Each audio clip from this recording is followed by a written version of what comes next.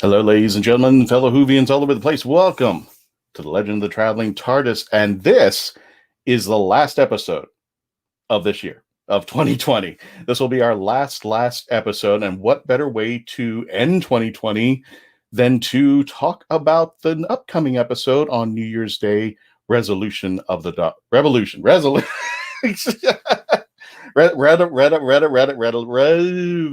of the. Thank you. Yes, thank you. Our predictions for Revolution of the Daleks. You know what? Let's just get this show started. Hang tight. Here we go, folks. Stay tuned. We'll be right back.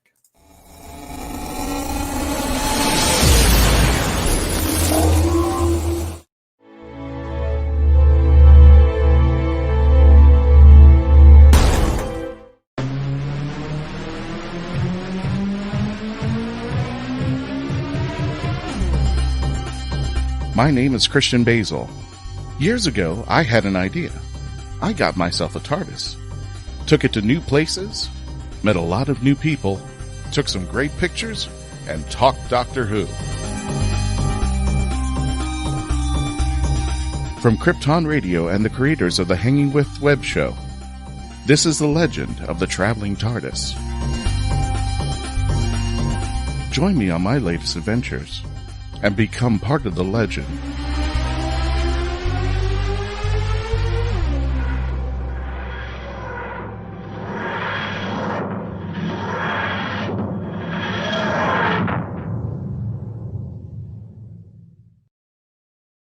He can't even say the title. He should be. He's just tired. That's what it is there, folks.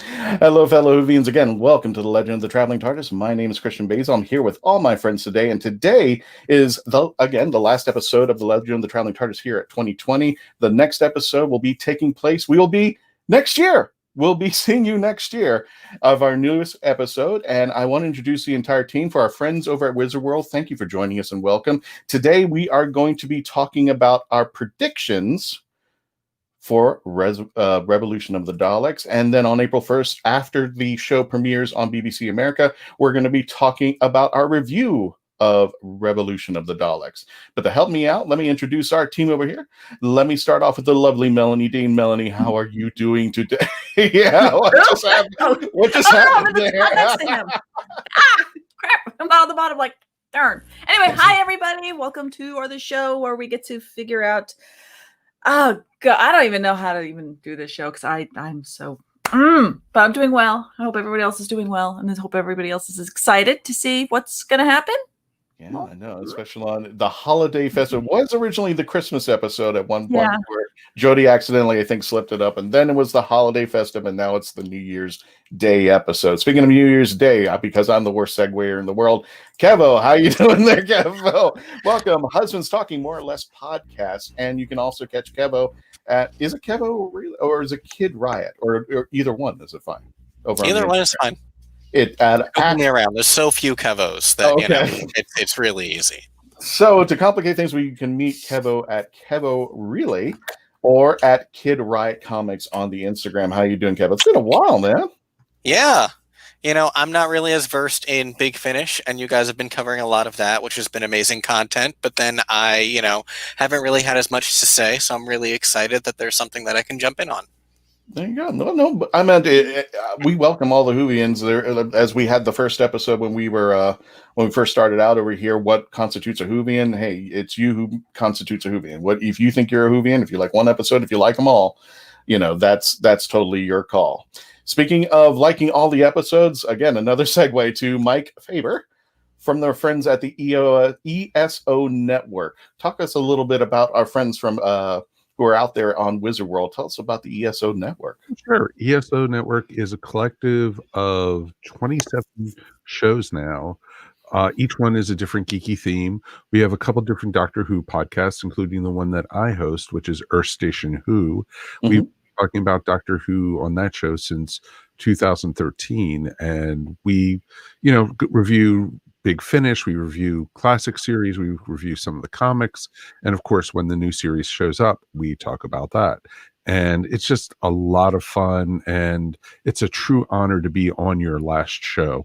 of 20. I love how everybody's saying that. It's a true honor to be on your last show. No. For the year. We're not going anywhere. We're going to be definitely ratcheting up in 2021. Speaking of ratcheting up in 2021, the lovely author, Mackenzie Rohr, the floor of the Right of Wands. How you doing, Mackenzie? And tell us a little bit about the Right of Wands for our friends at Wizard World who may not be familiar with your book. Yeah, so the Right of Wands is a fantasy series. It's actually award-winning. It's about a 12-year-old boy by the name of Myrta McKinnon. And Myrta McKinnon is actually written for Matt Smith, so Matt Smith fans would definitely probably enjoy it. It's got his personality. And Myrta has to solve he's a doctor who has to basically fight a plague. So you'll see some of the similarities that you would see that's going on right now with our world, except that it's down in the 13th century. So Myrta has to be finding this cure to solve everything. So that's what it's all about. Oh, well, if you want to check out her stuff, you can follow Mackenzie on the Twitter feed. Where can they find your books, Mackenzie? You can find me at Amazon.com. And in fact, right now it's actually on sale for like $5.64. It's normally $15, so definitely pick up a copy so you can get onto the bandwagons, as they say. But you can find me really at any other retailer store that's your favorite too. So if Amazon's not your cup of tea, you can go somewhere else too. Gotcha. So we're going to go somewhere else? That's Dr. Freedom. Okay, ladies and gentlemen, let's go ahead and start off. Can I embarrass you now and just get that over with, Dr. Freedom? That's okay. Sorry, I overslept. 2020. No, it's fine. Dr. Freedom, this is our first episode recording with the panel with our friends at Wizard World. Tell us a little bit about Dr. Freedom, where they can find you, and what you do with Dr. Freedom on the YouTube channel. Dr. Freedom came into existence back in 2011. Mainly, we're just a news channel here. It's mainly just me. I don't know why I'm referring to myself in the plural. you got Jody in the background. Yeah. The royal we. Yeah. She's always over my shoulder. Yeah, and you can find me on Facebook. You can find me on Twitter. You can find me over, of course, on YouTube. Easy to find the channel. Just look for YouTube/Dr. Freedom, and on Twitter and Instagram. And what do you call it? You look for me at Dr. Freedom 1, and boom, there I am. There you go. Yeah, you know what's really scary about having that thing, though? If you're sitting in this room and the screen gets dark enough, and you're sitting here, say you're playing a video game, Jody's face, if properly backlit, is suddenly there. It scared the crap out of me the first couple weeks because I thought someone was standing behind me casting a reflection on my monitor. I'm like, what games are out there right now, like Halo? The last game I remember was Halo or something like that. That's how ancient and old I am. Like, you're going around in that world of doom. Lord. Shut up! You're going around in that world of doom. No, there's just so many more. Head right there, and just go, I'll come and save you there. I've been playing Fallout 4 a lot lately, and if you get the right mod, there's some really scary stuff in that game. So. Gotcha. So what we're going to do, folks, first of all, if you want to join us in the chats over there, friends at Wizard World, if you're on the Legend of the Traveling TARDIS site, or if you're watching us on our YouTube channel on the HWWS Web TV News channel, you could also be watching on our Twitch channel. Hello there, Kyle Nunes. You definitely want to join us in our chat. And if you have some predictions of your own that you want to fill in later on, and we see your chats out there, and we like what we see, we're going to be posting them as we're doing right now. Kevin, thank you so much. Kevin Goulet. Did I get that pronounced? Sharing out you guys there. And you just do this. We have a live chat. All you have to do is just type it in, whether, again, you're on the YouTube channel, Facebook page, on the Wizard World page, wherever you are, you can join us. But we're going to be doing our predictions of the revolution of the Daleks. Now, what does that mean? Well, what we normally do is, when we do our reviews, we rate the episodes by TARDISes, 1 being bad, 10 being completely awesome. Now, this is the first time we're doing something that we're doing predictions. So we're taking this from what we know, what articles we've seen, what the trailers, and we're going to give a number between 1 and 10, 10 being I am ready for this, I want to see it like in the next minute, to 1 going, what is this? Is this garbage? So we're going to start with folks who are watching us. I'm going to start with I got it right there. Well, do you want to show the trailer first, or do you want to go right to predictions of it? The trailer? All right, let's see the trailer there. Let's pull it up. Let's see if we can Give me just a moment. Yeah. Keep vamping. Until all of a sudden- until all of a sudden it's gone. Well, folks, if you're just joining us too, and you want to check out all of what we've got out there, check us out at the facebook.com, the Traveling TARDIS. We got some good news I'm going to announce, and it happened today, believe it or not, out there. By all means, please go to our Facebook, give us a like. We are trying to hit a goal, which is going to be very massive, but if we don't hit it this year, we're definitely going to hit it next year. And we want you guys to be part of the legend, our hashtag out there. Become part. Oh, I didn't know I could do that. I didn't know I could scroll under that. Magic. I need to think of one at a time out there. Technology. Man, It goes with technology. some. It's a little bit past doom, so it's okay. Well, thank you, StreamYard. Okay, Thank you let's so see if much we for can get this set up, because let's face it, this is not exactly something that you can just download No, that's into fine. your screen, because that's it's got to be a certain size. So, without further ado, let's Yeah, do this up. I do. this is a trailer for Revolution of the Dawn. I won't travel with her. Being with the doctor, you don't get to choose when it stops. Whether you leave her or she leaves you. Look, he really wants to keep an eye on the planet, right? But how's that possible? If you don't help, the human race is going down. As of now, you will see new defense drones at work. These machines are going to change the world. Yo, remember us? I'm Captain Jack Harkness, and I'm immortal. Are you feeling insecure? Because you seem to need what praise. Do what? Maximum extermination! Not you guys.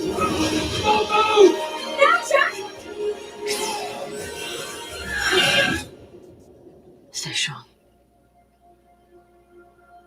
People waiting for you. Ooh, goosebumps. Coming out Goosebumps. New Year's Day. Don't be So, without further ado, we're going to give our ratings based upon the information that we do know, that we kind of do know.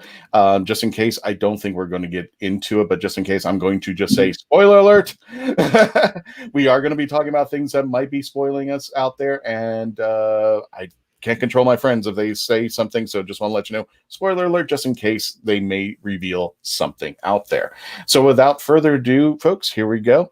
Melanie, I'm going to start out with you. Now, when we come back to the discussion after the commercial break, it will be the person who has the lowest number who goes first. So, Melanie, what would you rate, as far as you know, your prediction of Revolution of the Daleks?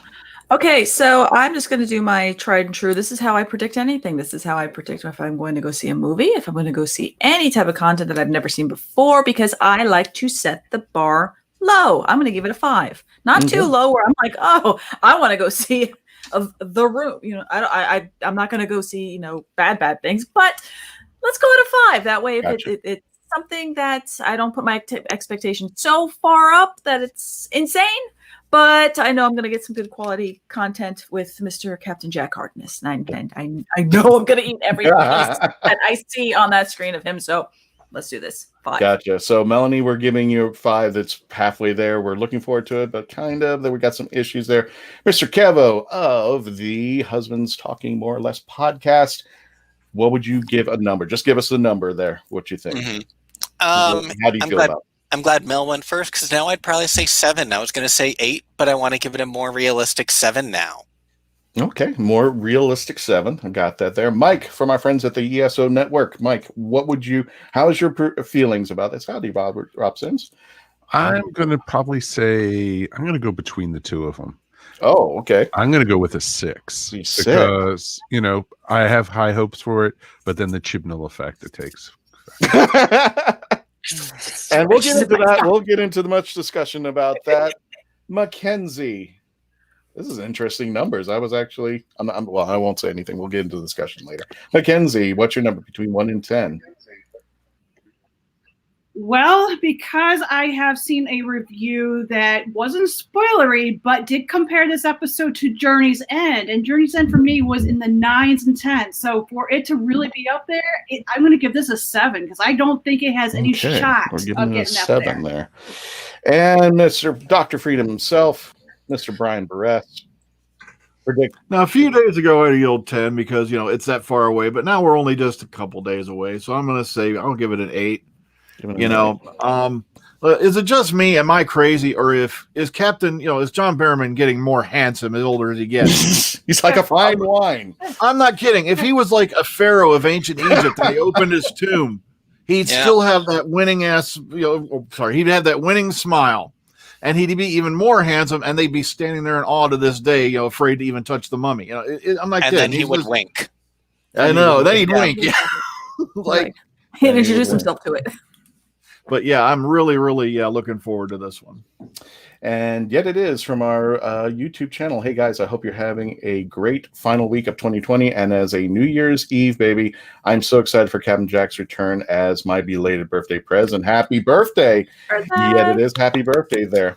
That's awesome. So is anybody going to ask me what my prediction number is? No, let's go to Christian, commercial. what is your? Who cares? Christian, what is your number that you think you're going to rate for? Well, that's a good question, Melanie. When we return, I'm going to give you my prediction number. When we return to this commercial, well, we got to pay the bills, guys. Somewhere we're going to be returning back, and I will give my prediction number, and then we're going to go into the discussion of Revolution of the Daleks. When we return, please continue to stay logged on, tune in, and become part of the legend. Bateman. What's the Bateman? A novel set in Florida, written by Florida author D.L. Havlin. Suspense, mystery, and murder. Evidence is in the bait. The Bateman is available at local bookstores and online. Jackie Sonnenberg's My Soul to Keep is a ghost story rooted in the realities of actual cults. When 13-year-old Sky Monroe arrives at her new boarding school, all she can think about is death and connecting with the afterlife. Soon she discovers her school's spirituality group, the Guardians of Light, and they have a secret. They can speak with the dead, and the organization is a cult. But this isn't Sky's only problem. The campus house where Sky resides is haunted, and even the ghosts have an agenda. They intend on getting the souls they want. Filled with mystery and intrigue plucked straight from the headlines, author Jackie Sonnenberg's research and attention to detail give this ghost story an even more eerie atmosphere. Find My Soul to Keep on Amazon.com today.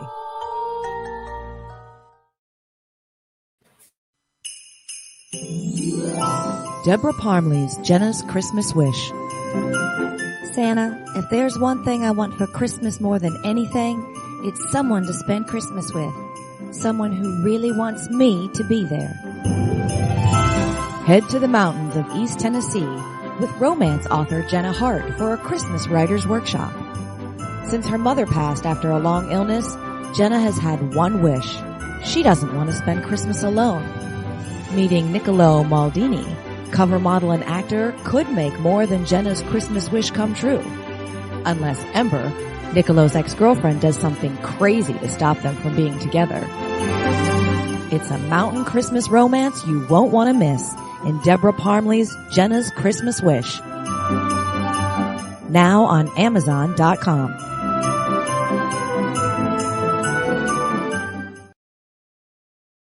And if you're just joining us on the live feeds, as far as the YouTube channel, as far as the Facebook page, all of our friends at Wizard World and on Twitch, don't thank us. Thank our friends at geekinsider.com. Don't forget to subscribe when you get there and tell them the Legend of the Traveling TARDIS sent you. geekinsider.com. At Geek Insider, we foster relationships with those in the geek sphere so we can give our audience the insider view of entertainment, tech, and more.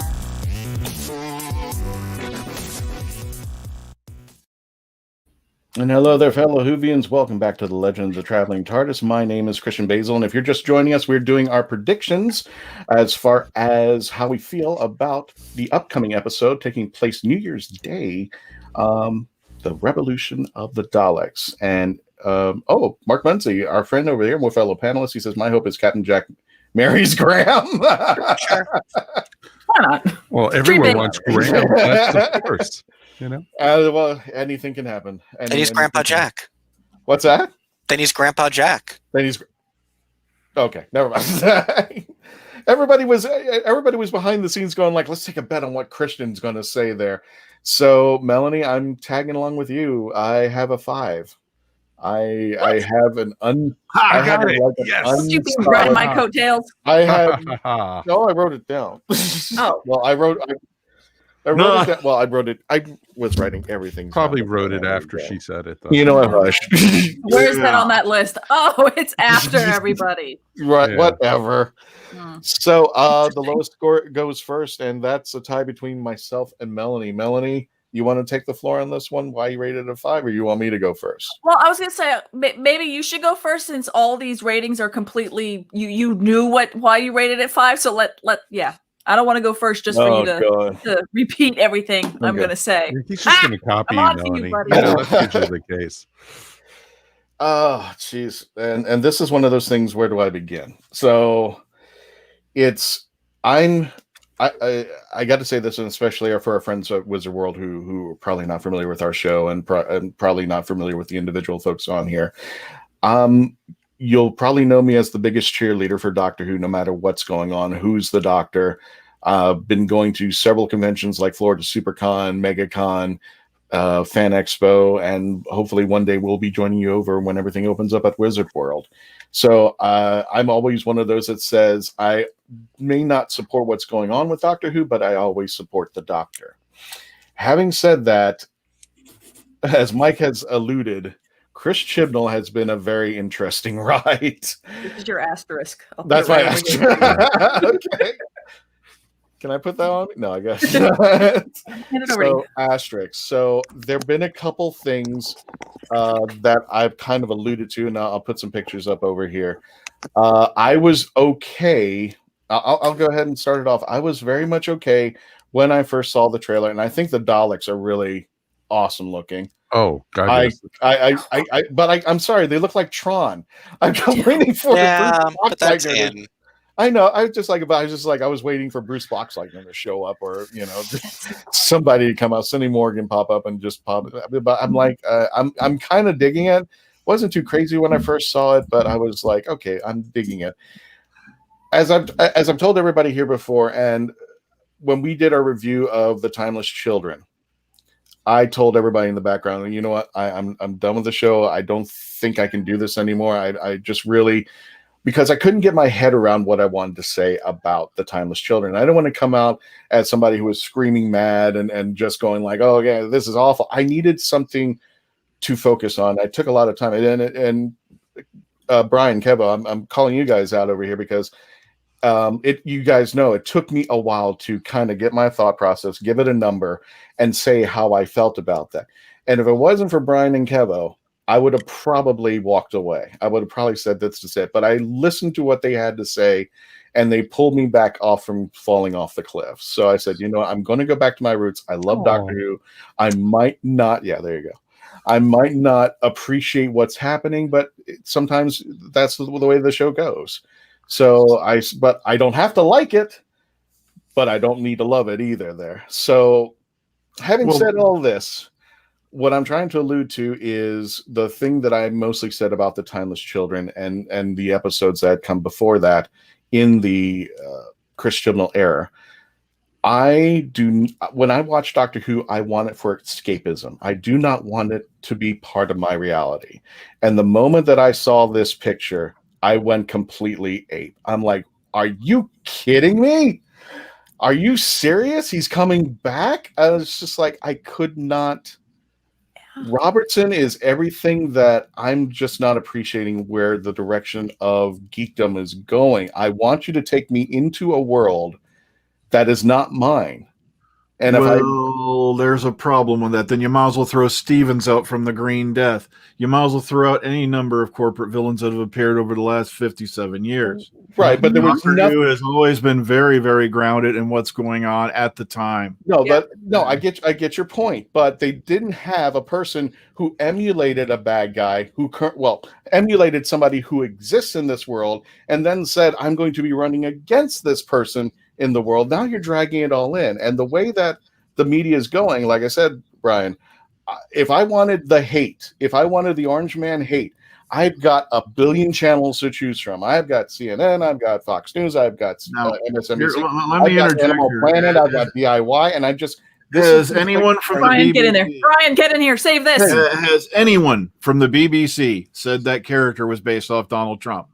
That was the armchair media experts who immediately hopped in and said that was based off Donald Trump. Oh, You have come had a on. number of corporate villains. No. You have had a number of corporate villains across this show for the last 57 years. Yeah. Nobody compared what's her name to Margaret Thatcher. Nobody compared anybody else to the Queen. Nobody compared anyone else to any that's my president or point. corporate figure till then. Then Trump Orange Man Band comes along. Everybody assumes Chris Noth's character is based off him. They did make a one-line quip about it, yes.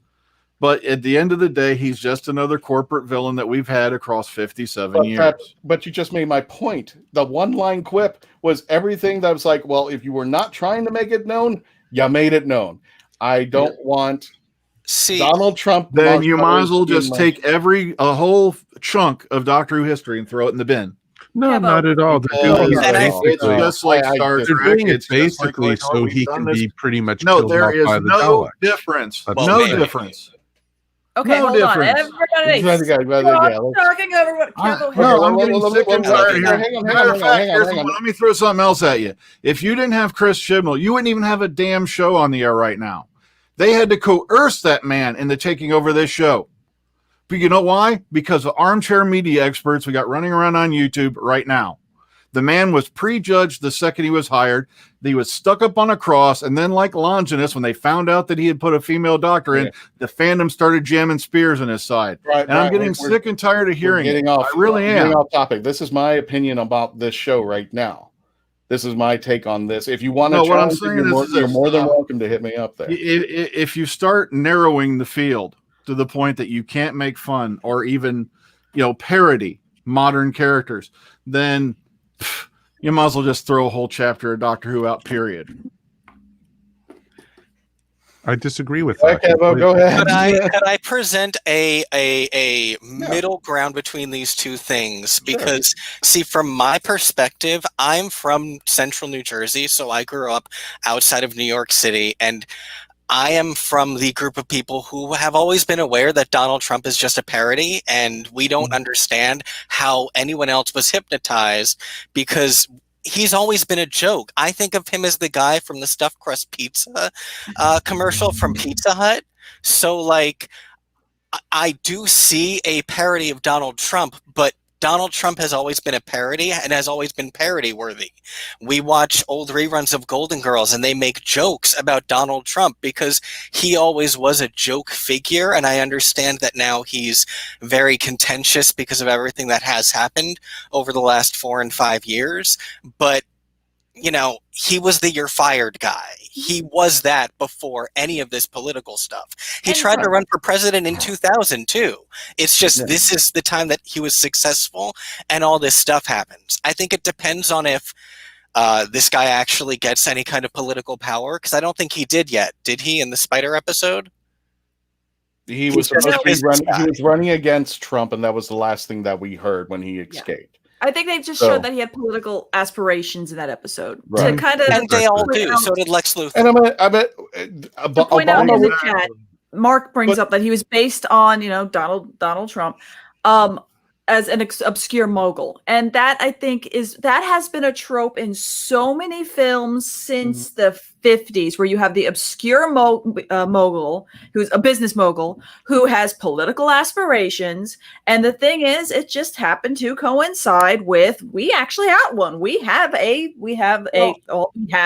sitting president that was the business mogul that became president, and for good or for bad, whatever whatever you feel in the realm of fiction, it's the bad guy. And I'm gonna get you, sucker. Was that was the man? It was the bad guy. It was the Mr. Big. Mm-hmm. So it's a trope that's always been used. So it was easy. Yes, Chibnall has done a lot of things where he's taken spots, as to Dr. Frieden's point, where Doctor Who's always had no problem playing around with what's happening right now, and right now you can take that if you go big bad through- guy being the business one that's lots of money and he doesn't care about the environment. There's so many written characters and books, and novels and TV and just so many entertainment genres where that was the bad guy, and he got to use that trope and go, here's one that we can say with the one line going, well, it's now based on that one. So is that the one that really brought you down to a 5? That brought you that because that character's in this?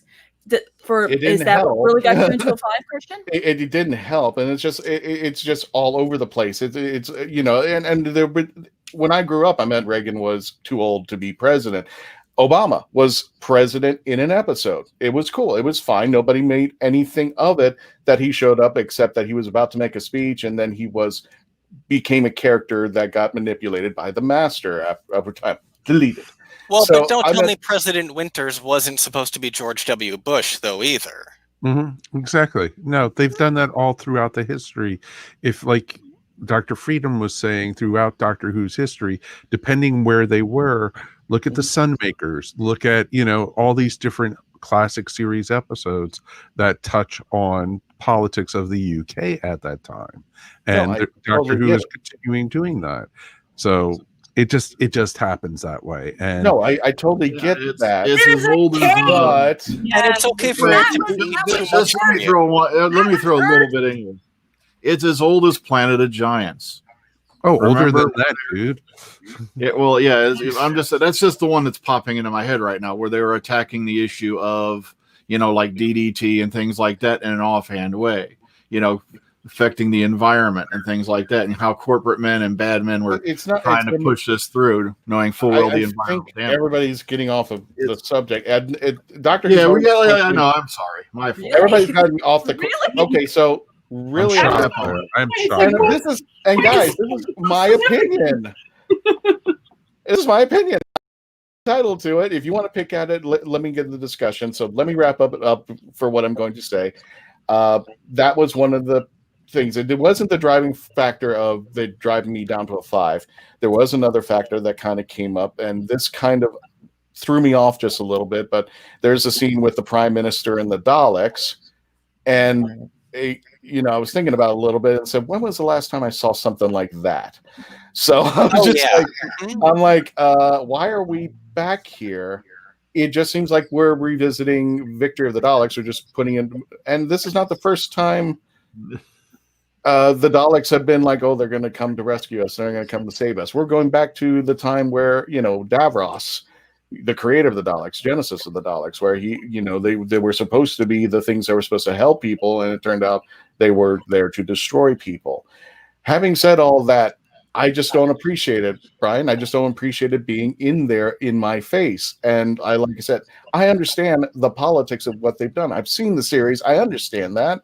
I understand what's going on out there. I just did you really have to use the name? Did you really have to throw it in there and throw it even in there any harder? And I understand the parody, but even Happiness Patrol didn't mention Margaret Thatcher, and even Andrew Cartmel says it's about Margaret Thatcher. But it was a good show. It was a good episode. That's what made it like, oh, okay, cool. I totally get it. This is what you were going for. As far as Chibnall, I understand you appreciate that, and I'm somebody who's like, I appreciate anybody who's going to pick up the ball. I don't have to necessarily care the direction they're going into it. Just because of the sake of somebody being a showrunner doesn't mean I like what they're doing. And that's just my opinion on Chibnall. There's quite a few people I know that have left because of an episode or of a scene that was passed by through this. And I'm just like, and I can't rescue them, and I can't explain it to them. And it's all because Chibnall put it. Now, I just want to say, trust me, if I was going to bring back a character, it wouldn't have been from arachnids in the UK. Oh. Mark Munter said, I didn't like that. All over the head with the season with so many mankind sucks and the real monsters. Doctor Who does that well, but it doesn't need to be every episode. And I agree. Bring me some monsters. Get out into space. This is what science fiction is all about. Otherwise, it's just kind of a drama thing. And I think that's just one of the things that I don't appreciate about Chibnall. The one thing that I throw at Chibnall every single time is that he was the man that said, I'm going to disavow all the monsters, all the stories, get new writers, get new directors. We're not even going to have anything to deal with pretty much of the classic Who. And I think that's where he And you're misquoting again. He was talking about series 11. Everybody uses that one for what happened in series 12. He was talking about the opening series. He wanted to come out and do something different. He did not ever once say it was going to be for his entire run in the series. That doesn't. Saying that would have been instant suicide anyway, because you're going to say for the next 3 or 4 years you're not going to have Daleks, Cybermen, or anything else. Plus, it just amazes me. I'm hearing all this babble because one of the fun things I kept hearing for years: the Daleks are overused, the Cybermen are getting old. They're going to bring them back again. Yet this guy comes out, gives you a whole series of new villains, and all the fandom has done is complained. So I can go on Wikipedia right now and pull up an entire list of Doctor Who monsters that may have made an appearance once or twice and then just got shelved. That's what I think. That's why I think Russell T. Davies knew about it. He could have just started all over. It was a decision that he could have made, and Christopher Eccleston could have been Doctor Who #1. And that's where we could have. And that may have been the flow, and that could have cut off everything from the previous. He understood that classic and new Who can work together. Melanie's reading a book. I'm putting this in my time diary. Sorry. Yeah. I know, you know what? Like, you know what? When we start doing predictions again, I'll be right back. There you go. Speaking of being right back, you're talking about an entire arc, and I'm talking. You're talking about one villain. You know what? I'm done. We're going to go to Melanie next, who also rated it a 5. We're going to go to commercial break. When we return, you can also join in on the chats. Please continue to stay logged on, tune in, and become part of the legend. Hi, I'm Claudia Christian with some exciting updates in the Sinclair Method world. First of all, we launched our new coaching page. It's yoursinclairmethod.com, so you can go there and book a session with one of our fabulous coaches. You can also reach that page by visiting c3foundation.org. It's at the top of the landing page of the website. The second piece of news is Journeys is out. Woohoo! This book has been a long time in the making, and it is available on Amazon, Barnes & Noble, your local bookstore, and there's a limited amount of signed copies at c3foundation.org. So get your copy of Journeys now and visit the coaching page for some wonderful support. If you're on the Sinclair Method, you can book a session with a variety of different coaches. Take care and be well. Alien invaders enslave Earth, unleashing hunters into the ruined wastes. One young survivor struggles to elude their monsters, clinging to hope. When he's stolen off the planet by a sarcastic starship AI, they pit their uneasy alliance against a treacherous galaxy. Explore a whole new verse of barbarism and betrayal. Wonder and adventure. In the Scion series by Michael J. Allen. Beginning with Book 1, Scion Conquered Earth. Available in print, ebook, and audio on Amazon.com. Experience Samara's adventure as she imagines the people around her change into friendly cartoon animals right before her eyes. Journey with her in this poetic tale, My Cartoon Imagination at School.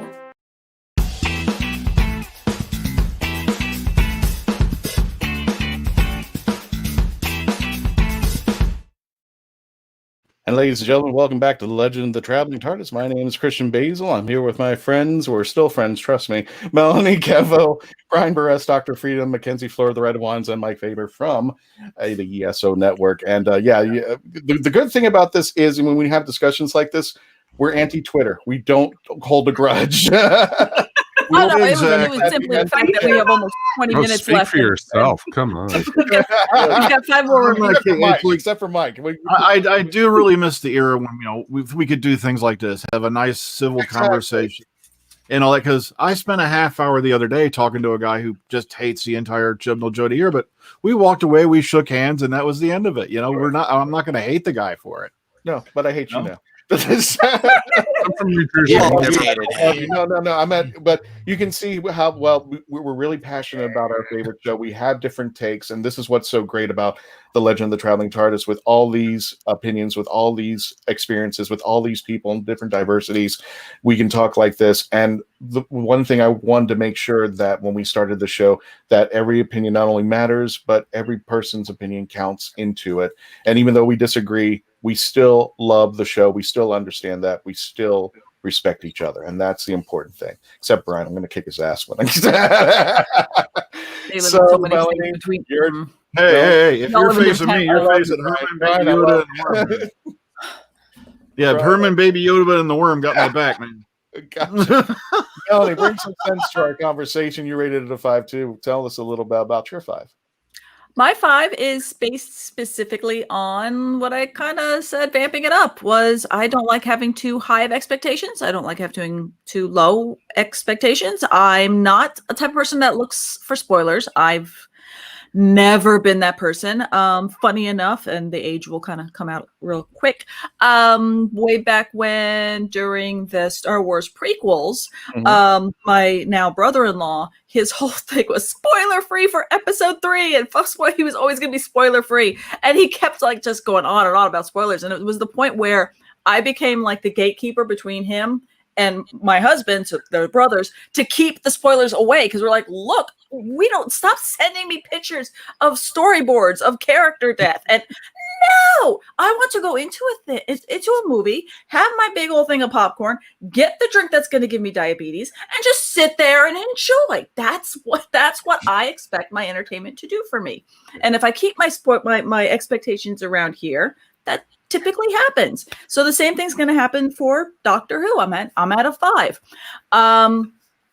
Not really loving the Mr. Big he's going to show up, because I was not a big fan of Spiders of the Arachnids one.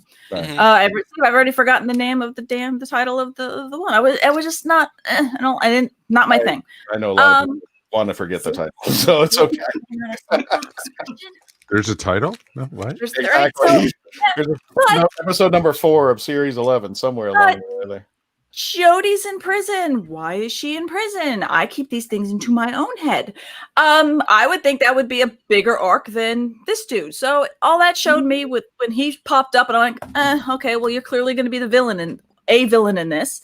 Seeing the Downing Street part, I'm going, ooh, okay, so are the Daleks here to save everybody, or did they save everybody by, doing a little kind of like a little coup kind of thing to have, Downing Street and what's his face showing up? Is it gonna, that way they could easily get our government to, or the governments to kind of go, yeah, sure, here's the world, enjoy. Who knows? So that's kind of like in my brain giving me my little flow chart of, okay, who's the bad guys, who's the good guys, why is the Doctor in prison? We're gonna need the Doctor, but let's just go right to where the nitty gritty of this is. We're getting Captain Jack. We were promised Captain Jack. Captain Jack still has not seen the Doctor. All he knows, as far as we know, is that it's a female, which he was like, oh, yes. So anyway, and which I still absolutely adored when he saw Graham. It was just like, oh, baby. Just gave him the big kiss and like, wait, you're not the Doctor? Oh, man. I kind of like the silver fox thing going on. So I'm really excited to see him. I'm ready to see Captain Jack finally see the Doctor. I have a feeling maybe Captain Jack and Team TARDIS will be the ones going to save the Doctor. Who knows? We have the fam is 4 or 3 people. So we've already had Captain Jack mistake Graham. So I'm hoping for this trope. I am desperately hoping for the trope that Jack runs into Ryan and thinks, okay, well, he at first might thinks it's Doctor and realizes, oh no, Doctor's female, but he's going to mistake Yaz. I'm hoping that he mistakes Yaz as the Doctor at some point, and then finally goes to find the Doctor. He's already met Yaz. Yeah, he already met both of them, so it's not going to happen. He's already met both of them. Leave me alone. I busted your bubble. Sorry about that. But that's how my mind works. I hope for stupid stuff. I hope for things that might not happen. But I'm also happy. I'm hoping for things that are going to entertain me and that are going to make me laugh. And as long as my bar is set over here, I guarantee that's going to happen, and I'm going to love every bit of it. Maybe I won't love every bit of it. Maybe I won't have there's gonna be parts I'm like, that kind of sucks. But that just it kind of sucks. I don't put too much gravity in those things.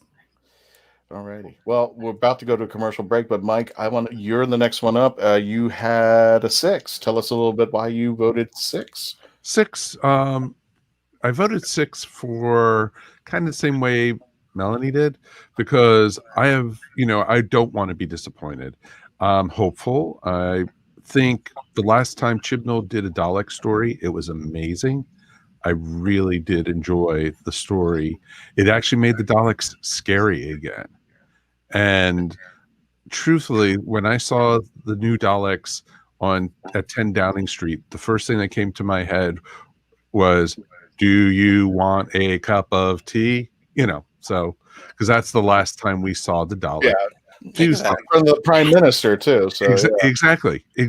So they've done this before, and they're somehow going to turn against humanity. Blah blah blah. It was all an act. Blah blah blah.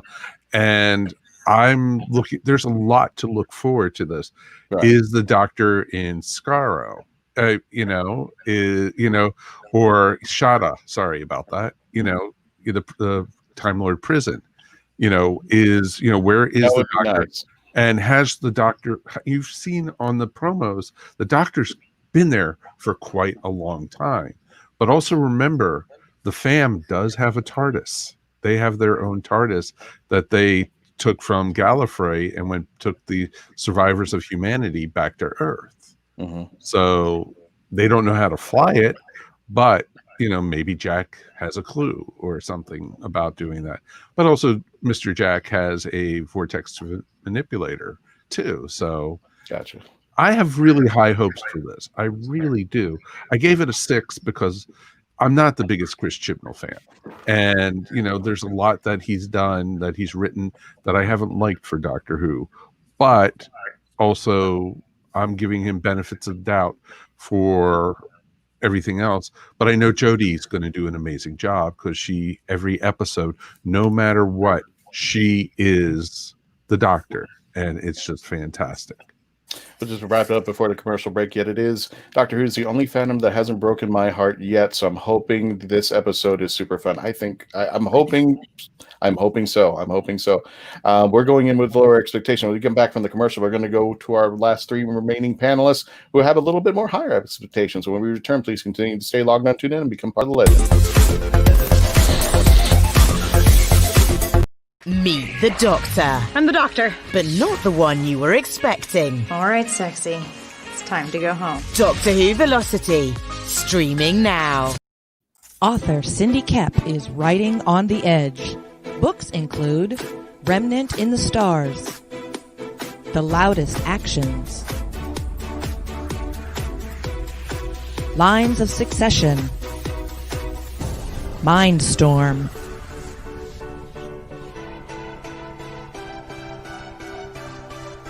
Condemned Courier, the Yerushalayim series, and Animal Eye. Find author Cindy Kep at CKOEPP.com today.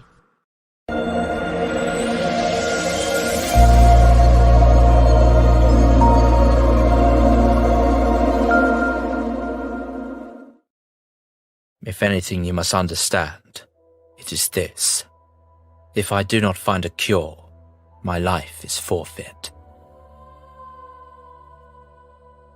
Myrta McKinnon, rise. It is your time to participate in the Rite of Wands, in which your soul shall face the ultimate analysis. Do you accede? Yes. This can't be the way things end. Heed my advice, young warlock. The future you saw is only a possibility. You will be given the ability to change it. How? I suggest you start by studying your father's potion books. Lachlan the Shreya has come to Iverna. I must focus solely on my work. I am afraid. I do not want to fail.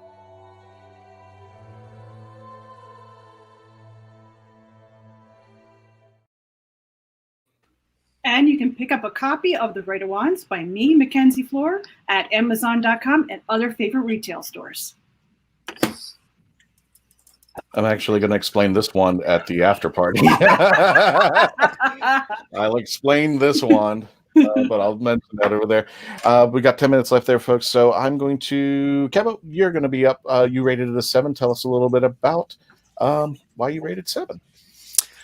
Yeah, a lot of it is probably just based on the strength of the cast that I know that we're getting. That really goes a long way for me in terms of enjoying things. I love, John Barrowman is back. That's great. I love Chris Noth, even if I don't love this character. I'm a little happy to see the character back, if only because I felt like he seemed to be focused on a lot for someone that we never saw again. If he dies now, that's fine too. I don't care. I think my biggest prediction for the episode is probably, I think it's going to end up being very the Christmas Invasion, where I feel we might not even get a lot of the Doctor. I don't even know if we're even going to get her out of prison in this episode. I just feel That's a from good point. the trailer, there hasn't been any footage of her outside the prison. And I know that sometimes they like to keep mystique, but at the same time, for an hour-long special, it's hard not to use really good footage for a commercial. So I feel like we would have seen something like that, but I don't know. That's part of what's keeping my expectations low, though, is we don't know if we're going to see any of Jodie outside of prison. So, I guess we'll see. I really hope this resets the character of Captain Jack, though, because I only just recently learned the plot of Miracle Day after having quit after the first 3 episodes. I'm glad that we have Captain Jack back, because that was not a great note to leave that character off on. Children of Earth was a diamond in the rough. It was gorgeous. It was beautiful, and it took your heart, picked it up, and went until it fell apart on day 5. Yeah, and then all of a sudden, Miracle Day, you're just like, really? This really? So, speaking of Miracle Days, Mackenzie, you rated it also a 7. Tell us a little bit why you rated it there. Well, one thing of being not only the writer of the Right of Wands, I'm also responsible for the Binge Watcher Guide to Doctor Who. So I do a lot of research behind the scenes before I come up with an opinion. Going from the last episode being with the era where everything has essentially been kind of reset. I love that. That was something completely new. And from a mental wellness perspective, I believe that this episode is really going to bring out a lot of Yaz, and we're going to be able to see that connection between her and being able, kind of like with Rose, where Rose was separated from the Doctor during Chris's time, and at that particular moment, I think we're going to really see a lot of more exploration with Yaz as a character and her attachment to the Doctor, and how somebody such as the Doctor can make such an impact in somebody's life that it literally changes them. And I can relate to that because that happened to me with my writing with the Right of Wands, with my connection with Wizard World and Matt Smith. That changed everything for me. So I can relate to Yaz in that aspect. I love that Jack is back. I actually, when he originally came, and I thought, if Doctor gets stuck in some type of prison, and I agree with Mike that she is definitely in that jailed, and it's been a long time, so it hasn't been just a year. I have a feeling it's been more like what happened to Capaldi's character, where it's going to be going on for a while and just stuck there, and she's losing hope, but yet she's trying to stay strong because she knows that somehow she's going to get out, because she's a doctor. Doctor figures out everything, especially when she gets thrown into a trap. So she's got her own confession dial in that jail cell. What if, I just thought about this now. What if we're seeing, maybe, because we haven't seen, as you mentioned, Kevin, we don't see much of her. What if she's getting all of her information from the Jadun, or she's seeing everything happen in real time from a screen, but she's stuck in that jail cell? Mm-hmm. So she has to watch her companions, and she's watching everything unfold in real time, and she has to deal with the thing that she is stuck.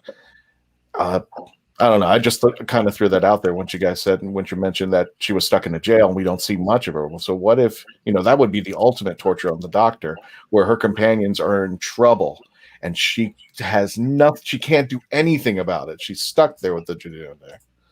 So just a thought out there. And speaking of just a thought, Brian, you rated this an 8. You gave it the highest score. Tell us a little bit about why you rated it an 8. Well, mainly out of curiosity, because thanks to the media and all that, we've pretty much got to confirm that 2 characters are leaving, and that is, of course, Graham, played by Bradley Walsh, and Ryan, played by Tosin Cole. What I'm really looking forward to is seeing how they're going to write them out. How are they going to leave? How are these 2 characters going to depart this trio that have become so close? What happens that they've decided to go?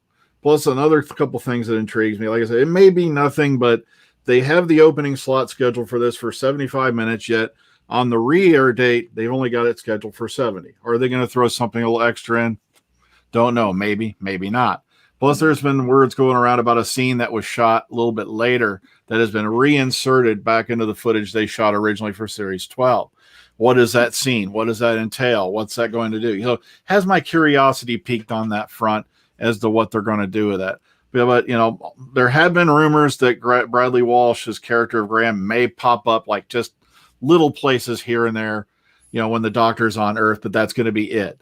So it's kind of weird. A lot of people are screaming companion death. Someone's going to buy it, but we have no confirmation on that. I don't know if they'll go in that direction again or not, because who wants to be Adric? But okay, and let's move on. Wrong. Oh, I got a question, Doc. Brian, you've been doing all the research. You've been keeping up with things. You've been putting out videos on the YouTube for the Dr. Freedom on the YouTube channel.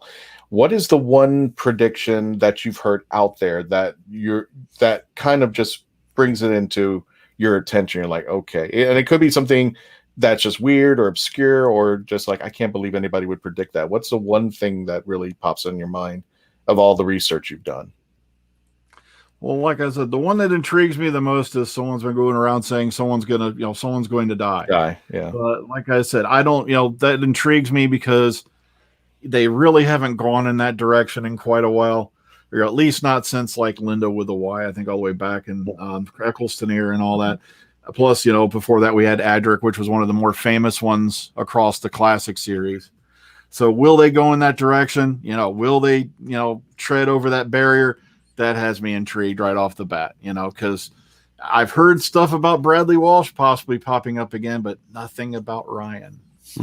Well, you also did have Graham's wife pass away in the first episode of this new Doctor. So it could be something that somebody does to sacrifice themselves to save the others. That has me intrigued also. Will they go down that path? Don't know. What about Jack sacrificing his body to become the face of Boa? Well, that would be interesting because Moffat apparently adopted the fan theory that had come up a long time ago that if John Barrowman had been available for Demon's Run and all that, he would have been beheaded by the Headless Monks and then became the face of Bo. But I'm like, we've seen his entire body regenerate after getting blown up by a bomb, so I don't know how that would happen. But Moffat said, yeah, I would have probably done that. So will he stick to that, or has he given Chibnall permission to do something different? That that's also very intriguing. We don't know. And that is an interesting point. It's just because the head eventually does the human, if it just kept growing and growing and growing and becoming, because he has made it take on that he has had work done. Remember with that one David Tennant episode, I can't think of it, with Martha. But he goes, have you had work done? And the doctor he goes, have you had work done? And he turns around to the doctor. You can talking about his regeneration. What was that, Kevin? Utopia. Utopia. Thank you. Exactly. And, but also, the one thing his head is getting bigger, though, just because of his ego. That's the easiest way to say it. There's not a I was about to say the same thing. Barrowman's got such a swelled head, according to some people. There's no planet that can hold that. No universe will be able to hold that ego in there. But the other concern is that they've hinted and they haven't fulfilled it. Graham may have the C word again.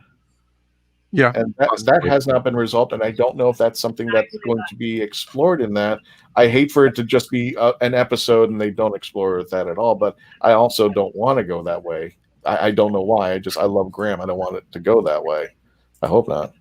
I have been strongly suspecting that is the direction that it is going with Graham, and the only reason for that is because with the episode that was the Frankenstein episode that we got, he was the only one who was able to see the ghosts. So that kind of got an idea, okay, he is getting more towards that side of the realm. And then going to what Dr. Friedman was talking about spoilers that we've seen out there, there has been a message, though I have not confirmed it myself by any photographs, is that Graham is going to be same attire that he wore in the very first episode of season 11. So whether that is true, there's also thought that finally Ryan is going to be able to ride a bike. So but interesting is seeing how those two are actually going to be written out, though I have heard that Graham will be making more appearances in the future, just not going to be there as a permanent character anymore. Well, we got less than a minute left. Does anybody have any final thoughts they want to throw out there? Jack and Graham will run off into the sunset and form a new Torchwood. I like that. My thought is 2020 is almost over. Thank goodness. Yeah, thank you. We're just going Thank to you. 2021. We also Stop being hopeful. Don't say anything. Don't put anything on the universe. Let's just let this. As we wrap up, folks, let's just give you some stuff that you can follow. You can follow us on the Facebook page, facebook.com, The Traveling TARDIS. We have now I don't have the picture with me, but we're now up to 46,000 Facebook subscribers. We just got it this morning. We were like 45,000 for 3 days, and now we're at 46 and still rising. So thank you all for joining us out there. Thank you so much for joining us. Also, our friends on the Traveling TARDIS Facebook page, if you want, join our friends on facebook.com, Wizard World. We're also showing there, and check out their merch, the wizardworldvault.com. And if you're looking for Traveling TARDIS merch, look no further. There's our website. Let me give you a couple examples of what we got. And if you can see it right behind me, that's the new shower curtain. You could also call it a backdrop. What's that? You could call it a backdrop, but no, You could. I could. I want my Legend of the Traveling TARDIS underoos. I don't want to You know. don't want to go That's too much information. You can also get phone covers, skateboards, towel, and you get face masks too. And I'm a hoodie, tank top, shirts, get it all over there on the Threadless site. Check it out there. Also, if you want to advertise with us, by all means, go ahead. You can send an email to myself, Christian, at Hanging With Show, spelled HANGIN, with show.com, or Sage at the Hanging With Show. Rates are reasonable. Our audience is growing. You will be able to post on our Facebook page as well as on our live feed chats here and on our podcasts as well when everything's said and done. Speaking of podcasts, folks, for those of you who are on our podcast, thank you for joining us. We're going to be ending it right now. For those of you who are sticking around with the live feed, we're now into our after broadcast party. I want to thank everybody for joining us. Please stay safe. This is the final episode of 2020. When you see us, we will see you next year. So please stay safe, stay strong, wash your damn hands, as my friend Brian K. Morris says, and always become part of the legend. Take care, folks. We will see you in 2021.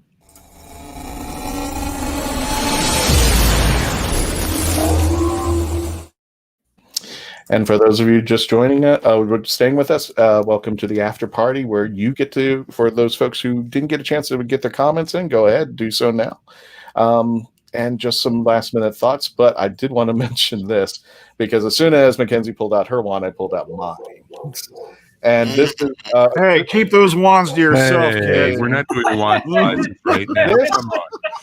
This I tell you what, I'm not a big, what do they call them, Potterheads? Yeah. That's why were for that word? Why? I mean, I just don't know if I would call myself a Potterhead, but I've seen a couple movies. I had just never gotten into it, and I always, when I'm walking around Universal Studios and Islands of Adventure and their lands where they have the Harry Potter, I love that, and it's just like I see people waving their wands and triggering stuff and doing it. And it's like I've always wanted to get a wand, and then I walked into the wand store and I said, no, I don't want to get a wand. Because I saw the price and I'm just like, I don't want to get a wand. So I got one. That was bad. You should know the price for this. This one, yeah. Well, this one triggers. This one actually triggers stuff, and I don't want to mention my friend's name because I don't know if she wants me to reveal where she got it from me. But I have now a wand of my own for Harry Potter. But I don't. This is kind of scary. That's the villain's wand. That's this why. Is the villain's wand? That's Voldemort's wand. Yeah. Oh, really? Yeah. You don't even Voldemort's trying to tell me something out here, but that's Voldemort's. You know what? This thing actually hurts. This thing will actually poke you. Yeah, I could use that as a back scratcher. At least they could give it to kids. I'm like, good. I'd be hurting people. Just like, if anything, your eye out, kid. Yeah, it's exactly there. If anything, it make a good. If anything, make a good back scratcher. Made by people from Harry Potter, the movies that actually crafted this wand. Really nice. So I am. This is my wand, and I guess I'm the bad guy now. You always knew it, Christian. That's just good. Thank you so much. There. Oh my gosh, you guys! What are you guys doing? Well, besides the episode, what are you guys doing for New Year's Eve? Are you guys staying in or? Oh yeah, staying home. Same thing I've done for years. We're staying in. We're actually streaming the Avett Brothers concert they're doing. Oh, really? Yeah, it's going to be awesome, and it's only like $30 for the pay-per-view. Willie Nelson's going to be on it. A lot of other folks are going to be on it too. It's going to be pretty awesome. I actually BBC America was doing a marathon on top of a marathon. They did a Christmas marathon. Now they're doing a marathon, and I just went on the DVR and I started hitting record, and now it's like up to 105 recorded episodes. I'm like, oh god, I'll never get through this. So it's just like that's pretty much what I'm going to spend New Year's Eve after I get off work on New Year's Eve. That's New Year's Eve. I'm just gonna, get to bed early and all that fun stuff, and then I'm more about New Year's Day right now. Yeah, me too. I can understand that. 8 p.m. 8 p.m. Is it 8 p.m. yet? Is it 8 p.m. yet? 8 p.m. please. And stay off Facebook because the UK folks are going to start. Yeah, that was first. It didn't the last time John Barrowman, when he made his appearance in the Judoon episode, he dropped the Twitter bomb on people to let people know, oh yeah, I'm in this episode. It's like, you do realize it still has to get to the rest of the planet, right? Yeah. And I think, if I'm not mistaken, if anybody can go confirm with this, like our friends in Australia, I don't even think they get it on the same day. They get it like no. Yeah, they get like a week after. Sorry, Australia. Well, we had We'll talk about this. They get kangaroos instead. I know. That's true.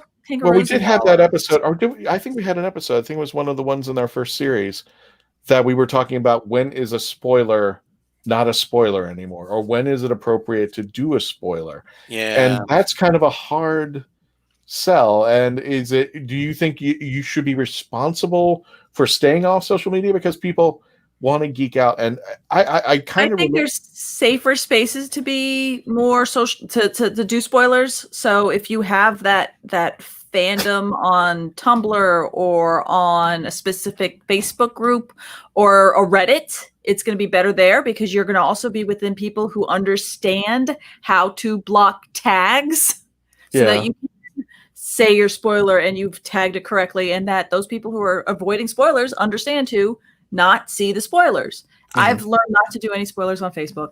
Too many people are just very simplistic in their tech knowledge, and I say that lovingly, in that they don't know how to have blackout tags. They don't know how to tag. First of all, I can't make sure I don't see a tag if someone forgets to put a tag on there. And then, like with Reddit and whatnot, I can hide text. I can hide the image. The auto mods are really good about hiding stuff. So find your safe spaces, people. Well, exactly. I know. I try to put spoiler warnings in the descriptions of my videos. I also give a verbal, warning before I discuss anything in the video. So that way it's like, you've had 2 warnings right there. What else can I do at that point, to keep you from going on?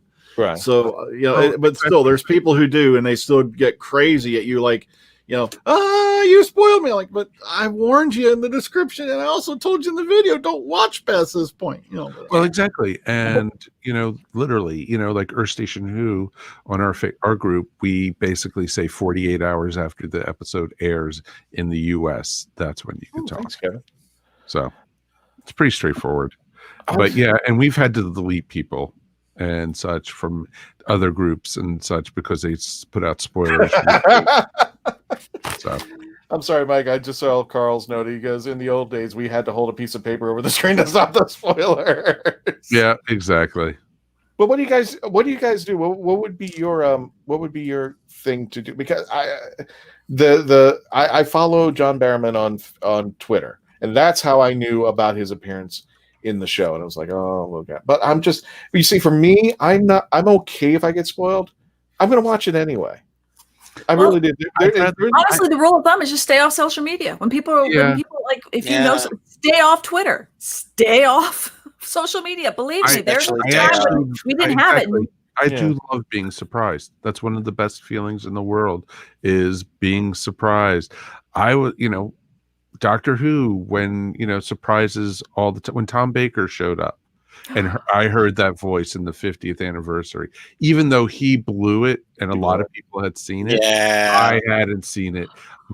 Good for you. My jaw hit the floor when I heard that voice in the museum. It was just like, oh my God, And I still get that. There's no other voice like that one in the whole world at all. Even to this day, it put chills, and goosebumps. And it was just awesome. He's done voice work for other like for one of the Star Wars series. So even then, I'm not telling you where he is, but there's one part where all of a sudden you just hear that voice and you're like, yeah, he was in an episode of Rebels. Mm-hmm. Yeah, yep, the Bendu. Yeah, I love that role.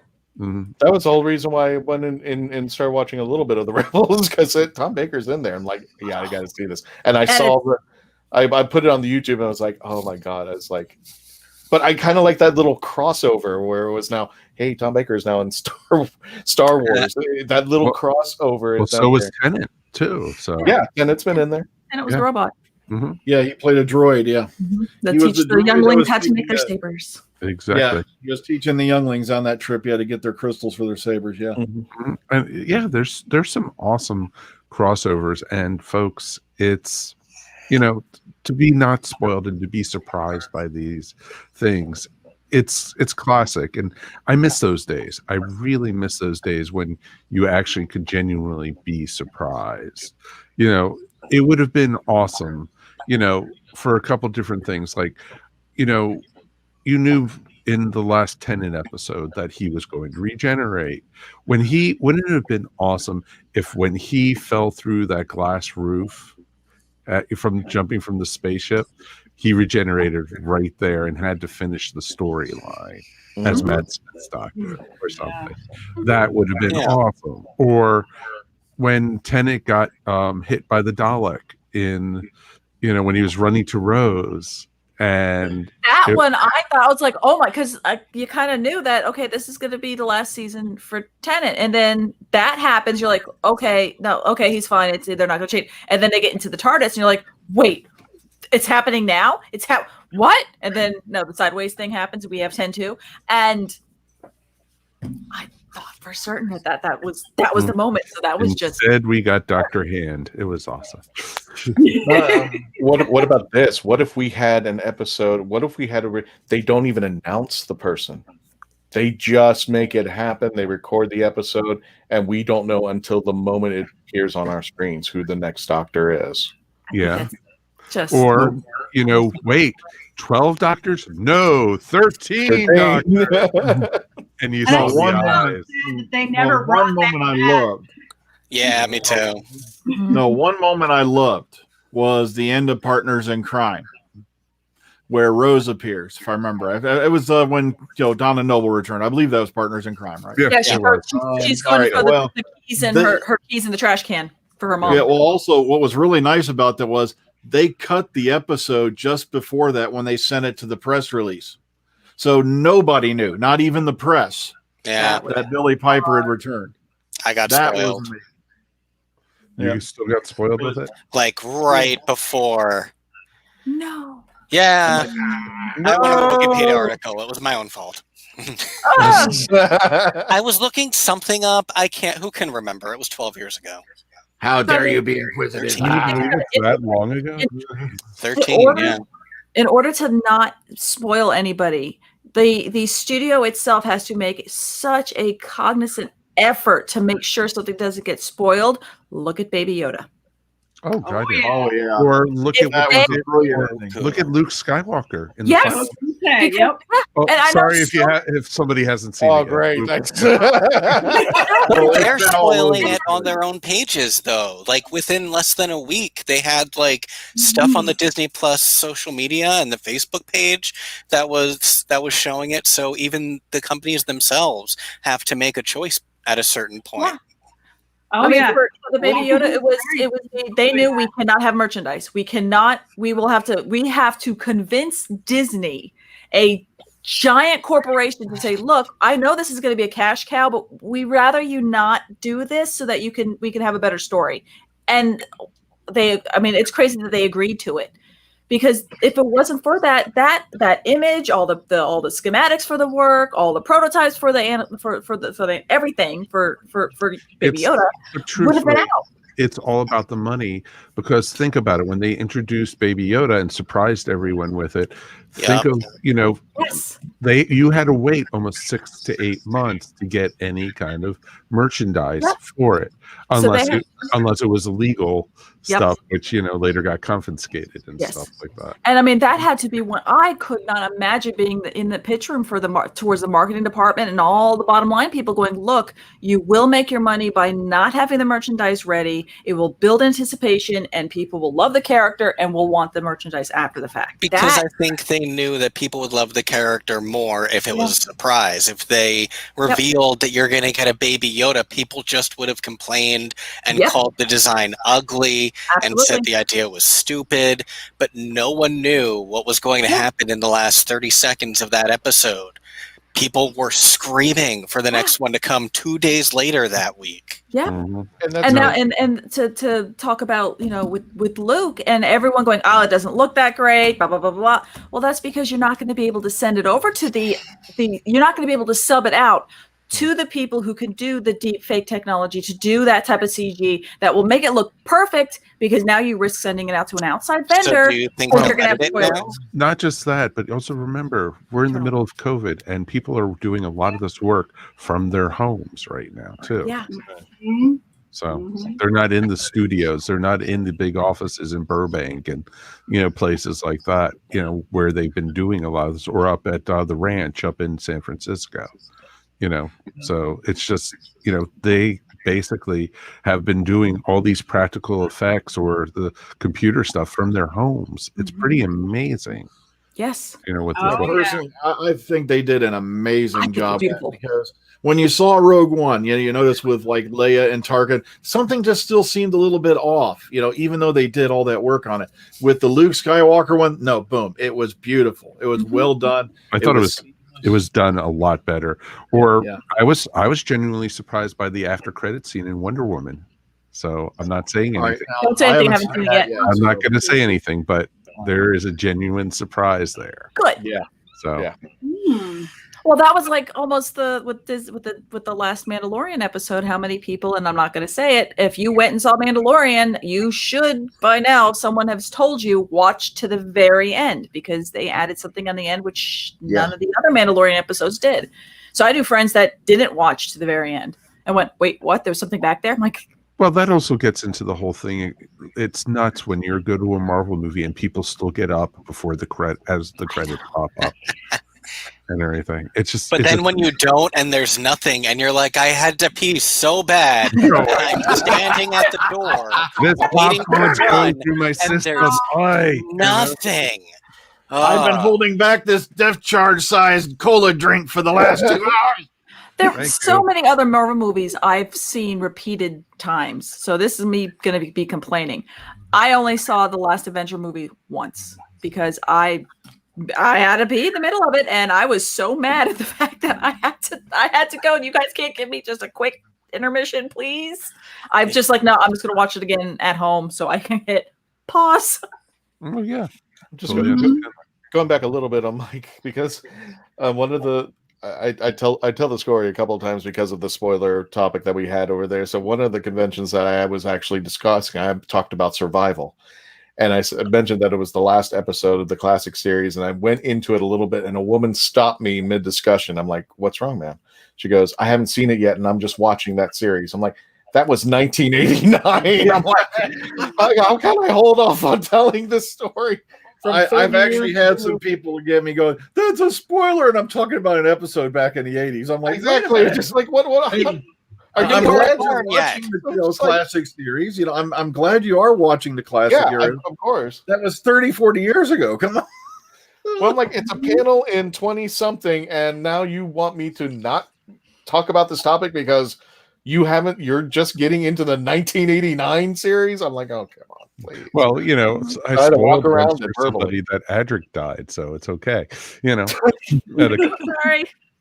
It's like I was There's watching. some people who were hoping for that moment, so I'm like, Oh, a lot of people were hoping for it. Jeez. Yeah, that reminds me of Sorry, after Waterhouse. time with children. I had a friend of mine on Facebook. She goes, "I am so lost. What the heck did I just watch?" And of course, she knew because I write the Binge Watcher Guide series. She's like, "Mackenzie, what the heck? Help me!" I'm like, "Don't worry, girl, I got you." Carl, who said in our area they failed to broadcast some of Sylvester shows, and I've still not seen them. Really? Really? Wow. Jeez. Yeah. Get some of the Blu-rays, dude. Those are amazing. Yeah. The Sylvester stuff is, Or Pluto TV.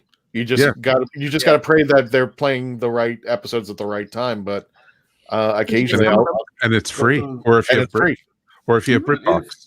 If you have the money, I gotta highly recommend get those remastered Blu-rays, because I was watching like the Sontaran Experiment just a few weeks ago, and I was like, this looks like it was shot this afternoon. Mm-hmm. It is, and that's doing that with just VHS technology, video.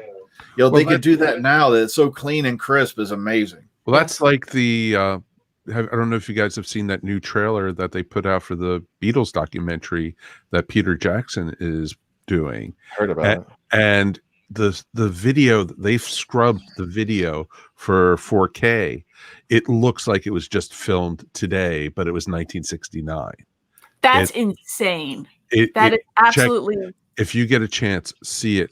And it just looks like and they look so good, and it was just, I almost cried. It was that beautiful to see and everything. It's definitely that's crazy to me that they finally come along to be able to take the things that were shot on video, because it's not just a matter of the aspect ratio is different because set for television or whatnot. It's also like things that were made specifically if you were shot for VHS, or the only living copies of some stuff is on a VHS. It wasn't square pixels. I mean, you can't even make a square.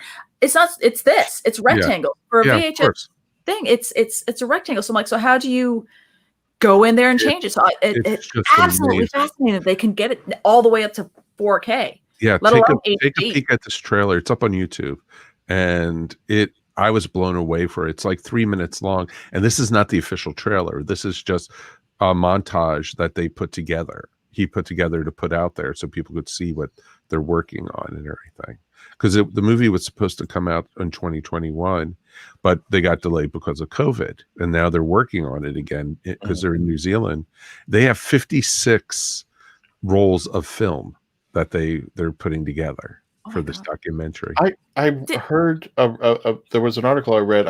I didn't get into it, but New Zealand is COVID free. Yes. Yeah. Okay. Yeah, they've been for a little while now, haven't they? Mm-hmm. Well, they're an island. I mean, they're by themselves. It's not like. Yeah, but did you hear today the first person in the United States has the new strain of COVID? Oh no. Yeah, that's not good. And it's a guy in Denver. Today, there's another strain that's in Africa that's apparently worse than the UK new strain. So, yay, we get 2 new strains to look at. Oh, I don't want to talk about this. Doctor Who holiday special, folks. I just keep saying, I'm like, where's the current mirror to fix this problem? They're all in labs right now, feverishly working on their science to create vaccines and working with one another. Bless those heroes. I told everybody, 2020 is almost over. I've got 5-1 odds on the Yellowstone supervolcano blowing. I got 8-1 on the giant asteroid meteor of death. Oh, I'm on the asteroid. So I'm just wondering, with 2020 being as bad as it has been, what's going to be the series end finale for 2020? It's like, geez. Have you seen the episode of Torchwood where Gwen is like talking about Jack's always talked about this guy, the doctor, but he hasn't come to help save us. That's what I'm thinking about 2020, pretty much. It's kind of apropos if you think about it. It's Miracle. Yeah, that It's segment Miracle from Day here. Children of Earth. Yeah, I love Children of that. Earth, yeah. Mm-hmm. Oh, have you guys seen the video for? I can't believe I'm actually doing this. Match.com.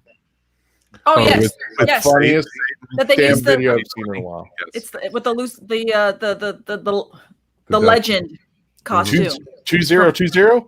No, call me 2020. That Yeah. one. That But one. Yeah.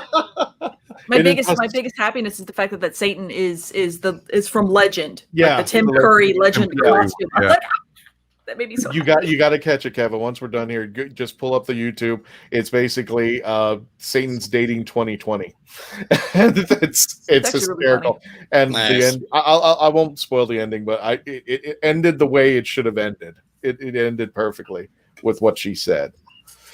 I'll just leave it at that. I So- still, honestly, am still for on New Year's Eve when it goes right to New Year's Day. Is we all go outside or open a window or a door and shout Jumanji. I am. That's already Folks, happening. I can tell you just how mad 2020 is going. Karen to join us to do this. I can tell you just how mad 2020 has gotten. You know how I know we're in trouble?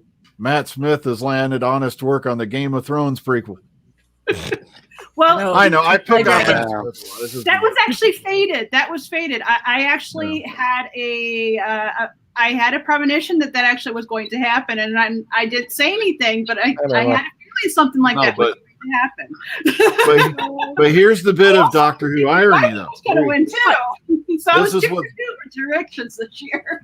No, but here's a little bit of Doctor Who irony. He's playing Daemon Targaryen, spelled Daemon. Mm-hmm. The Well, and Daemons. also, He's not a good guy either. He's not at all. He's very much he's very abrupt, very much a bully in your face. I've heard also that there's going to be, at least with the character in the book, I have not actually read the book. I got the book today. I was actually supposed to review it for a different company, and unfortunately that didn't happen. I could not get to it with everything else. I wonder if he'll bleach the hair or if they just go the wig route because it'll be easier on the scalp. I was supposed the wig route because it's going to be very long. It's going to be very, very long. Yeah. Well, also, he's shaved his head for a role before, so he could go the wig route, really. Yeah, he could go. Well, you saw him as Charles Manson, haven't you? Because he went the wig Not route. yet. Not yet. I want to see Charlie says. Oh, yeah, he was awesome as Manson. Oh god. I know, but the scary part is when I hear Charlie says, I think of the cat, from those little ads, Charlie says, don't go talk to strangers. Those ads. Oh, there you go. Well, folks, we're going to go ahead and wrap up the watch party. Thank you so much for joining us. I got to get going. Again, if you want to join us on the YouTube channel, go over to YouTube. You can just type in actually HWWS Media, and you can find us out there. There's our thread list for our merchandise, and of course, we want to thank everybody who has joined us in the past couple of years with our podcast, who have joined us on our Facebook page at 46,000 and climbing. We're hoping to reach 50,000 very soon. And check out everybody here, Pieces of Melee, and My Etsy page, which I'm still going crazy. Thank you, everybody, for Kid Rock funding Comics me on in my the life right now. Instagram. Kid Rock Comics on the Instagram, the ESO Network on the Facebook page. Check out their series, because you guys do other geekdom as well, not just Doctor Who. You can do we do. We cover everything geek. As we like to say, we're geeks by geeks. Gotcha. We're geeks by geeks.